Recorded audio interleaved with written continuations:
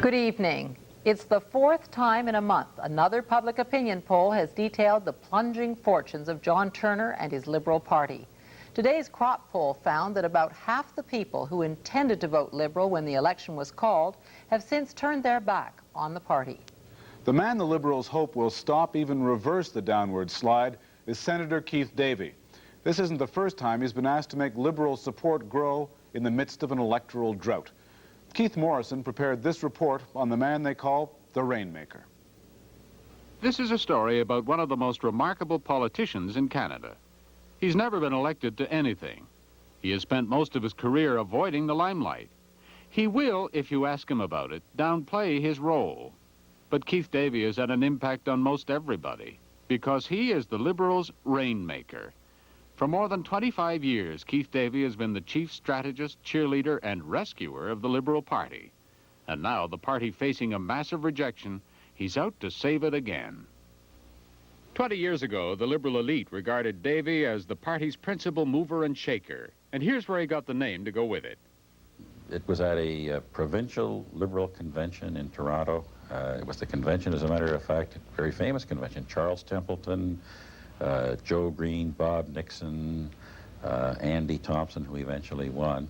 Personally, I was rather anxious that Andy Thompson should win the convention, and I encountered Scott Young, who I knew, in a hallway of the hotel, and he said, "What's happening?" And I said, "I think Andy's going to win the darn thing," and I went tearing off about my business. And then I wrote something like this, that then he went on his way like a man who has just forecast rain and is going off to rustle up a few clouds and make it happen. My recollection is that I had seen a play at the Crest about a con man going into a small community and promising to be able to make rain.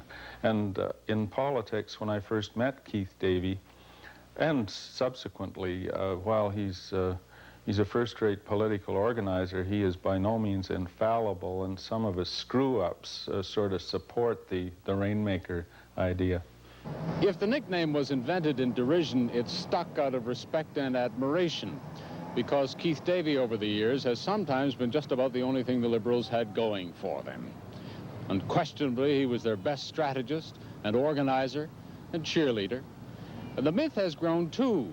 In their weakest hours, Liberals would turn to Davey for a medicine which seemed to have magical powers of resuscitation.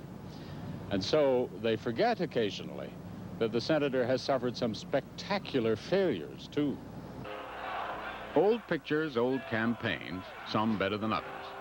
In 1962, Lester Pearson managed to lose an election which Keith Davey told him he'd win. In 1963, Pearson won all right, but without the majority Davey forecast. And this rally, planned to set Vancouver on its ear, became a raucous demonstration of anti-Pearson heckling. Afterwards, the Prime Minister tried to dress down his chief organizer. You told me this was going to be a good meeting, and it was a disaster. And he said, disaster? He said, this was a triumph. He said, the way you stood up for 45 or 50 minutes under this barrage, it was magnificent. He said, we won 3 seats tonight, and if they'd only drawn blood, we would have won 2 more. He was asked whether he thought Prime Minister Diefenbaker... Keith Davey receives much of the credit for rebuilding the Liberal Party, bringing it back from the defeat of '58. Still, in the 60s, Davey's accomplishments did sometimes fall short of his forecasts. No more so than in 1965, when Davey saw in the polls the opportunity for a Liberal majority government.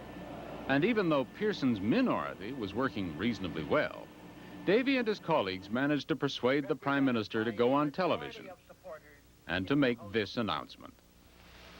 Therefore, there will be a federal election on November the 8th, 1965. We took a poll. These damn polls determine the fate of nations now. Walter Gordon was the head of our organization, and Keith Davey. Walter was the chairman, and Keith Davey was the national organizer. And they brought the results around, which indicated at that time that we had a very good chance of getting a majority. Davey, on the campaign with his boss discussing polls, did not deliver, and his career went into eclipse, but never his devotion. Liberals 78%, third place. I'm frank to say that Mr. Pearson has a tremendous hold on the party organization, because there are so many people in the party organization whose motivation is loyalty and support of Mr. Pearson. I make no apologies for being a Trudeau loyalist. It's funny, when I first began to work for Prime Minister Trudeau, the rap against me with some of his people was, hey, this guy's a Pearson liberal, which I was, and I'm proud of that. And then the rap against me was, hey, this guy's a Trudeau, which I was, and I'm proud of that. Now, I'm a Turner liberal. Jack Pickersgill taught me that you revere the leader who is in, and you support that person to the best of your ability. I am, in the final analysis, a liberal, and I'll do everything I can for the leader. Columnist Doug Fisher has watched Davey's career for almost 40 years, since the two of them went to school together in Toronto. Oh yes, it's the promoter, it's the cheerleader, and you see, he gets a hero, and then he'll do things for the hero. Pearson was his hero. Walter Gordon, oh my God, Gordon was a hero. And just a few months ago, he was telling us that Trudeau was the greatest prime minister in Canadian history, and he should run again. It has always been easier for Davey to embrace a new leader than for the new leader to embrace him. In 1968, his last ballot support was instrumental in making Pierre Trudeau Prime Minister. Still, Trudeau was slow to appreciate Keith Davey. Davey was out of the picture, and Trudeau very nearly lost the election of 1972. Only then was Davey rehabilitated to plan a comeback 2 years later. Soon the Professor Prime Minister was gone, the Davey strategy producing a winner.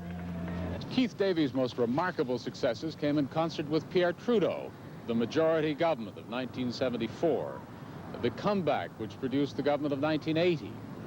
And even though 2 years later Davey was censured by young liberals as a backroom manipulator, his influence in the party continued unabated through the final Trudeau years and in the succession of 1984. Turner, 1,862. Congratulating Turner is Bill Lee, longtime Liberal organizer and the man who ran Turner's leadership campaign. But many Liberals are convinced it was Keith Davey's quiet support which won the day, though both Lee and Davey were denying it. Well, let's be clear on this. I did not support anyone at the time of the leadership. I know a lot of people, a lot of media people say that I was sort of a closet Turner guy. In fact, I gave counsel and advice to a number of the leadership candidates, all of whom were friends of mine. And I really supported John Turner no more strongly than a number of other people. So I think that it's, I consistently thought from the beginning that John Turner was going to win. I thought he'd win on the first ballot. Yeah. But I was not a Turner militant. Now, such is your position in the party, if I may, that you're saying to somebody, John Turner is going to win on the first ballot, might in fact make him win on the first ballot, don't you think? Well, I wish that were true, and then we'd win the federal election, because I'll tell people we're going to win that, and then we'll win it. I don't believe that, Keith. I really don't. You know very well I'm a fairly open, frank kind of a guy. If somebody says to me, what do you think's happening, I've got to tell them. I can't sort of pretend I'm Nelly on the ice floe. I think that you have to say what you believe, and I believed that Turner was going to win. It may be John Turner did not know, as his transition government was being sworn in, the trouble that was brewing in the party he now led. Now it was Liberal knives which were flying through the Ottawa night. As the campaign began, Davey and many of his supporters were shutted aside. Bill Lee was asked to run the campaign. But over at the Prime Minister's office, Liberals who knew about running elections were being fired. Former Principal Secretary Tom Axworthy left of his own volition, but he was concerned that the team he put together was told it wasn't needed. I've been through them. I've been through 3 national campaigns. There's nothing quite like it. It's a cold stream of experience, and it is enormous pressure. And to have a group of people, however intelligent or well-meaning on their own, without that kind of crucible of experience, was quite a gamble. When Bill Lee left the scene, one of the things that he said was the party wasn't ready at all. He went over to 102 back, there was nothing there. That he had the understanding that work was being done on the campaign, that the party would be ready. Now, you had said yourself that were an election called, you're going to be ready. What would you have done that could have made the Liberal Party ready to fight an election campaign? Well, it's not what I could have done, it's what I did. Yes, we were ready to fight an election campaign. If I could just spend a moment on this, because this is an important point. It's been much written and muted about. This was the situation vis-a-vis allocation of resources in the time when I had some responsibility for things. On the one hand, the Liberal Party was very much in debt. And it was a major objective for all those within the party structure to work at reducing that debt. And you saw the great dinner for Mr. Trudeau in Toronto and a lot of other activities right across the country. And we did leave a party that was debt-free. But most of the party energies were taken to reducing that deficit. That was on the one hand. So Mr. Lee, I think, is exactly correct if he went into the Liberal Party office expecting the target seats to be done and all that to be ready and the computers spinning away. In fact, the party had been working to get itself out of debt. So I'm sure there was very little there. On the other hand, in my area of responsibility, in the Prime Minister's office, because the party was working so hard on the deficit reduction, we worked on election planning. And we had the platform ready, the strategy was ready to go, the target seats were identified, the strategic computer model was up and running, and in fact, Mr. Trudeau resigned in February. In January, I had hired my last advance man for Western Canada. So we had a powerful instrument that was, which was ready to fight for the Liberal Party, but it was concentrated in the leader's office, not the party office. Could a new leader have taken over that organization and run a campaign from the Prime Minister's office for Mr. Turner? Yes, certainly. Because Mr. Trudeau left, people didn't all flee and go to the beach or immediately take new jobs, sure. It was a conscious decision that new people were wanted, and so new people were brought in by and large. There was a major transition in our office, and perhaps, I guess, ironically, it were precisely those people in my office who had been planning for the election campaign. Bill Lee, ostensibly running the campaign, discovered that it wasn't in his grasp at all. Lee was working from the moribund party office and soon found himself fighting with the Prime Minister's office, overruled and second-guessed, a manager out of touch with his own campaign. At one point, it was discovered that Axworthy's election planning material had been sent by the new PMO to National Archives as an unwanted relic of the past. One distressed senior Liberal called this the amateur hour. From his East Block office, Keith Davey watched with growing dismay and waited for the call which he began to think wouldn't come.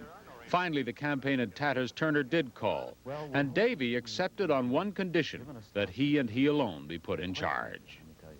Is it possible for you to tell me some of what went on after the leadership convention and as the campaign was beginning, and how some of that confusion began? And what role you had or didn't have during that? I think that's really something I can't talk about, mostly because I don't know much about it. Certainly, I inherited a situation which was, I think, confused and disorganized, and the spree was bad, morale was low. And I think it'd be very unfair of me to blame that on anyone, and I'm not about to do that because I don't know. Yeah. However, you know, I know, and most people certainly connect with the Liberal Party know that there was in the Prime Minister's office a campaign plan and a campaign team and a strategy in effect all through the spring, which suddenly, after the leadership campaign disappeared. The people were told they weren't needed, they were dismissed, they were gone. And that must have been a very difficult time. Well, whatever the game plan was, it wasn't working. I think that's what happened, and I guess that's why I was called on. When you were appointed, did you try to bring as many of those people back as you could? Sure, of course I did. Sure, and I've brought lots of people back on side, of course. I think that there are a lot of people working in this campaign who weren't working in it earlier. But is it working? Davey maintains that his private polls do show a recent improvement in Liberal fortunes. Dispirited Liberal workers seem less sure of that, but John Turner is on side. Davey's hallmarks are aggressiveness, confidence, and left-of-center Liberal philosophy. I think that We are effectively demonstrating, I think, to the country that Brad Mulroney is in fact a let's pretend liberal. Listen to the new Turner speeches. I said that Mr. Mulroney has become a let's pretend liberal, attempting to fool the Canadian people, but his party has not changed. The Tory game plan is very clear. It has been to outflank us on the left, at the center. And we can't allow them to get away with it, because that is our territory. It's territory that whenever they take over, they immediately fumble the ball and lose an election. Well, that's what you've been saying all along. In fact, wasn't one of the problems that the perception of Mr. Turner in the early part of the campaign was that he was a conservative, where Brian Mulroney I think there were a lot of liberals were worried about that. He, of course, is not a conservative, and he's a liberal, and he's demonstrating that everything he says and does. But sure, that was an early concern that some people had, of course. What's the best you can do under the circumstances? Majority liberal government. But, realistically, majority liberal government. Majority liberal government. This little button was printed up almost 20 years ago for the election of 1965. Keith Davey had it distributed across the country. I'm for a liberal majority, it said. This time it would be a triumph if Davey could prevent the other guys from getting one. But for the Rainmaker, the eternal optimist, that is not a big enough goal. He thinks somehow he's going to turn it around. I'm Keith Morrison for the Journal.